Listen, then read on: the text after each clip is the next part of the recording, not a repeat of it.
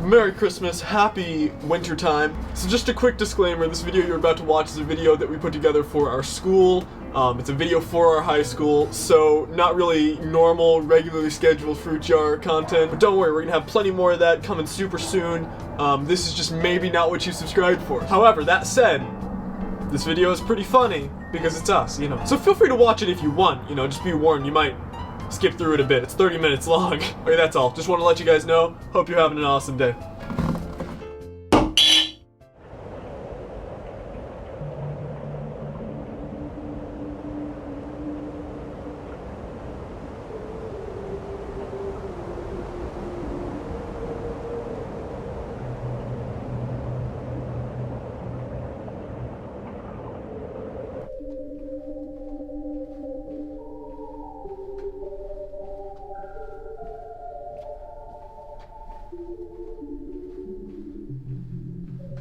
What a dark, lonesome room.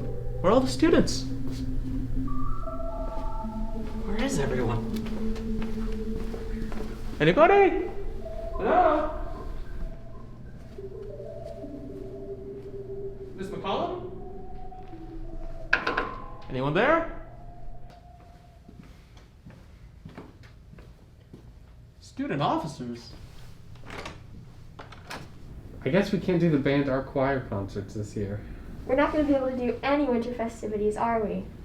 I wonder if we could do like a video or something. No, that's dumb. You're always going on about your stupid videos.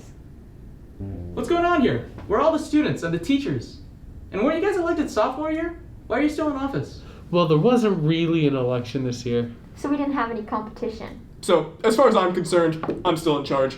Why is this building a ghost town? Have you been living under a rock? We're in the height of a global pandemic. So that's why we've been wearing these masks this whole time. Students haven't been in this building for 9 months, stupid. The world is sad and gloomy. All the students are at home, sulking in their own depression. We don't even go outside. Life is a meaningless void. Void. Void. Void. Void. Whoa! Is that Santa? Ho, ho, ho, dear reindeer. What are you talking about? The world isn't just sad and gloomy. The students aren't all depressed. It's December. What happened to all of your holiday spirit? What do you think you're doing that's going to cost a fortune to fix? I don't know, Santa. I haven't seen much spirit in the school in ages. Well, then you haven't been looking close enough, my boy. Now, what shall I show you first? The work of the band, the choir, perhaps the arts, maybe even the students' academic achievements? What about history? Have the history classes been doing anything cool? History? Seriously? History isn't cool. Whoa, whoa, whoa, why so negative? I'll have you know the history department has done many exciting things this past semester. Here's something a group of students put together just last week. Hi-yo! Hello, children, and welcome to a super special holiday special puppet show. Today, we're going to be covering one of the most pog moments of the First World War, the holiday armistice. But first, children, who knows what World War I was? I do. Me. Anybody? Me. Me. Yeah, me. Any of you? I do. Me. Yeah. Alrighty, children, fair enough. World War I is really not as epic as its cooler younger brother. But basically, Austria decided that it no longer wanted to be friends with that stinky, stinky loser Serbia. And this devastating breakup forced all of Europe to awkwardly spit at each other. But they decided they'd rather play teams, and they decided that they should just have two. In the left corner, we've got the red team, Germany, Austria, Hungary, and Turkey. And in the right, we've got the blue team, France, Great Britain, Russia, Italy, and Japan. And while these teams may seem a little unbalanced, it's fine. Eventually, America Oh, wait. They also joined the blue team. Yeah, spoiler alert, the blue team wins. It's really not even close, honestly. But let's go back a bit. Before the red team realized they were doomed, let me set the scene. It's 1914. The war has been going on for 5 months. Morale was pretty darn low. Man, I've been really sad recently. But at least we still have each other. Yeah, my morale's been really low since the... What? You okay? No. But luckily, the top brass of both sides knew that the way to a young man's heart is through ridiculous amounts of tobacco. My friend might be dead, but at least the government gave me this tobacco. Generic holiday eve came, and when the night hit, Across the Western Front, the German and Austrian soldiers broke out into the Austrian Christmas carol, to which the British responded with Silent Night, but very loud. They began a competitive caroling type deal until both sides started singing together in harmony. Supposedly the Germans hoisted up generic holiday trees out of their trenches, because apparently they just had those lying around, and screamed, "Hey, if you no shoot, we no shoot." Soon, all across the Western Front, the soldiers all collectively disobeyed orders and marched into no man's land. This didn't happen everywhere, but on the whole, they just had a good time playing soccer. Not everyone was allowed to participate in all the holiday merriment, though. Many officers understood what repercussions on morale such a celebration could have, and banned their men from participating in such. "All right, men, listen up. I don't want to see any of you partaking in that garbage holiday merriment out there. If I see even one of you out there in no man's land, I will be sending you to the pain room." Mr. H, what do you want for the holidays? Ah, Hans, you've always were my favorite. Since you ask, I want to get into art school. Art school? You're not getting into art school. Hans, to the pain room with you. Wow, you really started football. Football? Who's playing football? And thus the British and the Germans continued their hit culture exchange and ceasefire for 5 days or so at max. Soon after, they resumed their normally scheduled program where they shot at each other, fired artillery at each other, and fired things at each other in general, other than soccer balls. It stopped being fun pretty soon. Anyway, back to you, Santa. See, now isn't that fun? What talented and creative students we have. Okay, admittedly, that was pretty cool. Is there anything cool going on in Spanish? Because I wouldn't know. Well, of course. What day is it? It's Thursday. Jueves, you could say.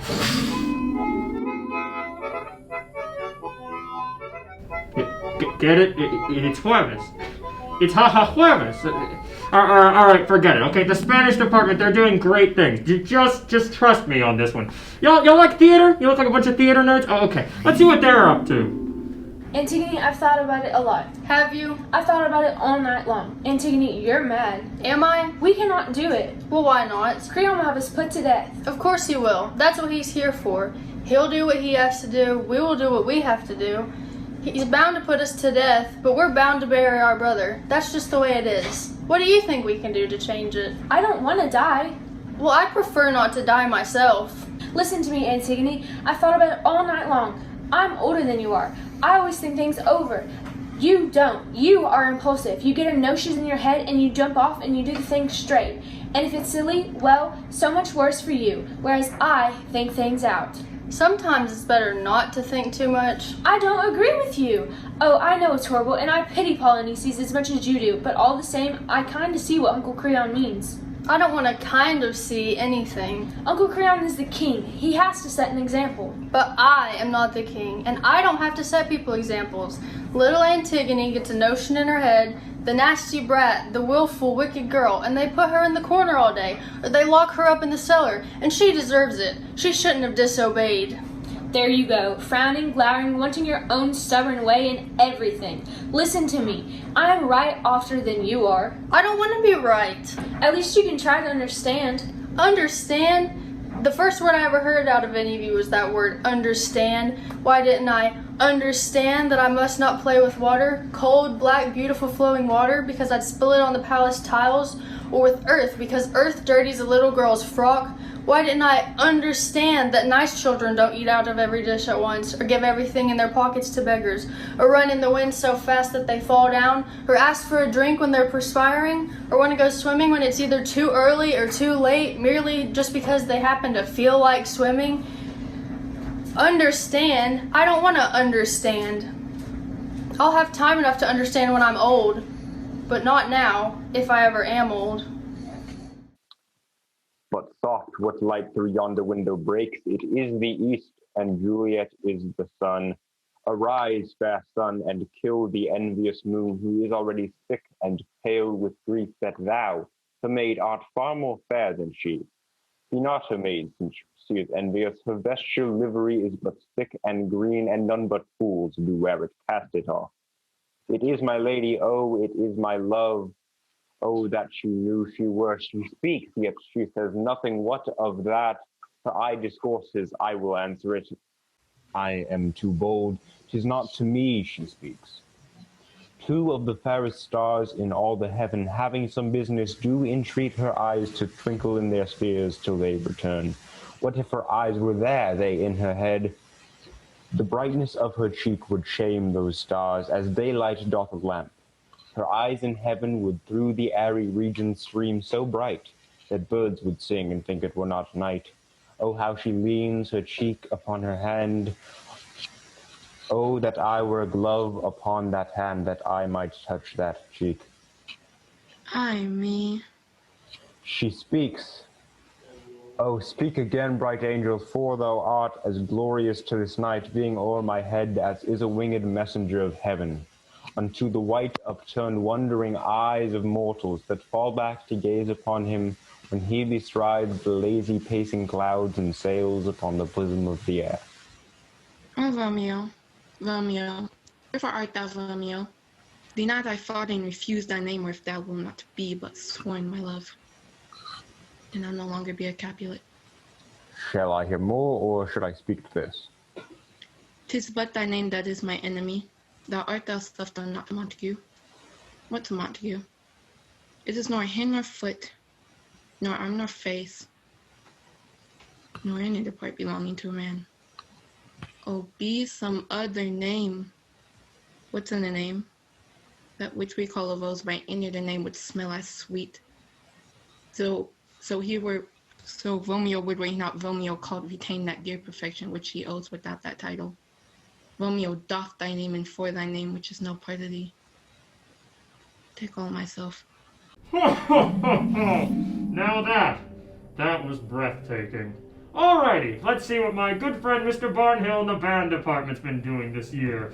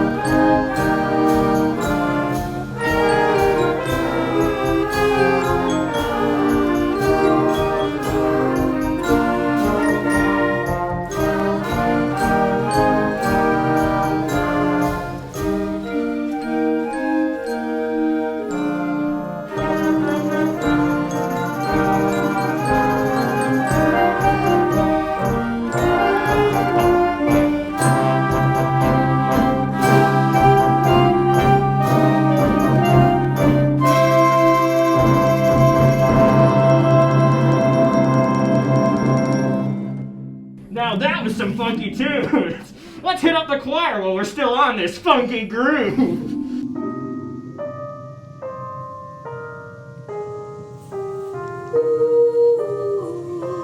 Ooh,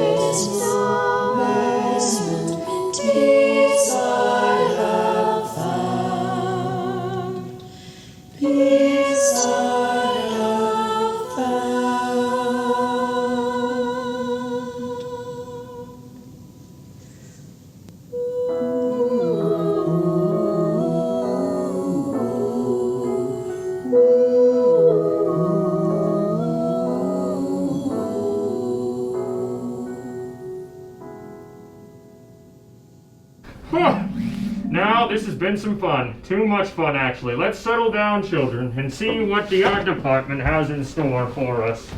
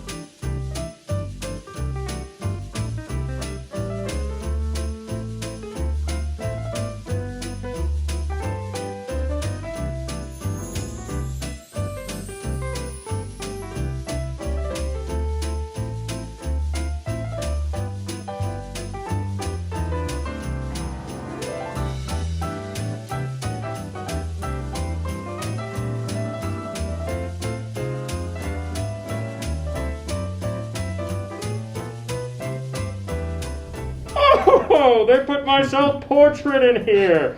Man, I spent forever on that. Had to really capture the finer details of my nice cylindrical face. You know, I really should have been making presents during that time. I'm sorry, Taiwanese kids. You really deserved better.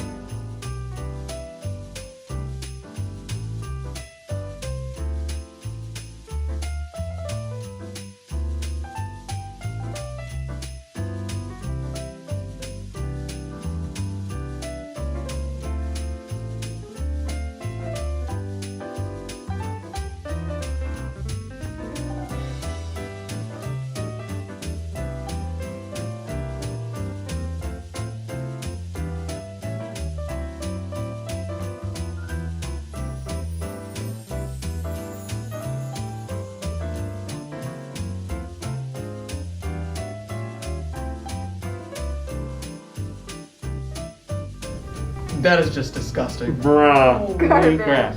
Okay. I'm looking away. Hideous. Turn it around. Can we move on? Genuinely Please. upsetting. What? That's mine. Oh, that's yours? It looks so nice. Yeah, So proud of you. yeah, I mean, I'm not sorry.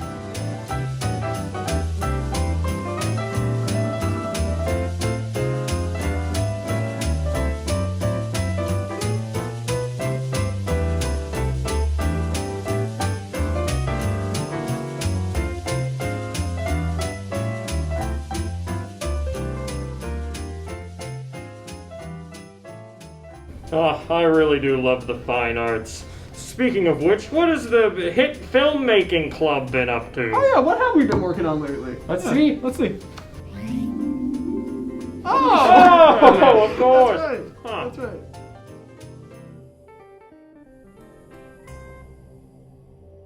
And here's some various other things the students have been working on this year.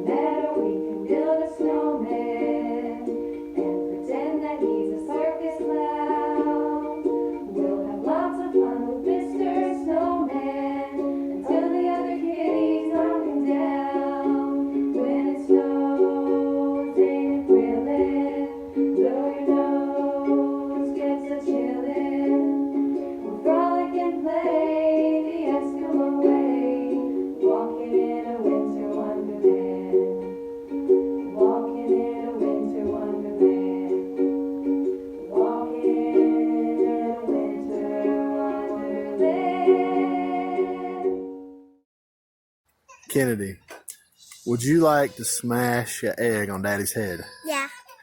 And do you want the kids at Berea to get 80% completion on their first project? Yeah. And if that happens, what do you get to do? Smash Daddy's head. With An egg? Absolutely. So let's see if we did that. All right. I've got some great news for you all, not quite for me. So our sixth graders were fantastic. You led the way and brought everybody up. You guys were up 86% completion. So great job, sixth grade. Our seventh grade was right above the 80% mark, and our eighth grade was a little bit below it. But we did an average. And for you guys that are taking Miss Rader and Miss Wicker, we took the average of all three of those, and it was above 80%. So guess what, Kennedy? Wow. You get to smash Daddy's head with an egg. Are you ready? Yeah. All right, when you do it, you need to say, "Go Pirates," okay? All right, here we go. This is going to be interesting. Go Pirates! You got to smash it. Hard, harder, hard. Oh! All right, and that one's for you, sixth grade, and this one's for the seventh grade. Great job. Eighth grade, let's get a little better on project number 2. Oh!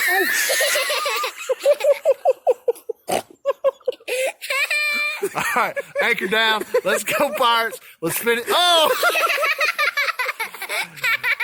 Finish off this year strong. 2021. We're back. Let's be the best pirate we can be. See you guys next year. Okay, I won't deny the students have done some really cool things despite being stuck at home this year, but that doesn't mean everything's all cheery and perfect. The future is still bleak. Oh, is that so? Do you really not see? The world isn't as sad and bad as you make it out to be. All right, fine. You're no fun.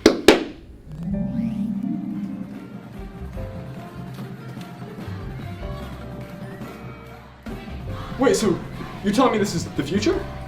And you're also telling me that the pandemic won't last forever? And that students will be able to go back to school in person? Mm-hmm. Yes, children. This is all just temporary. Things will get better.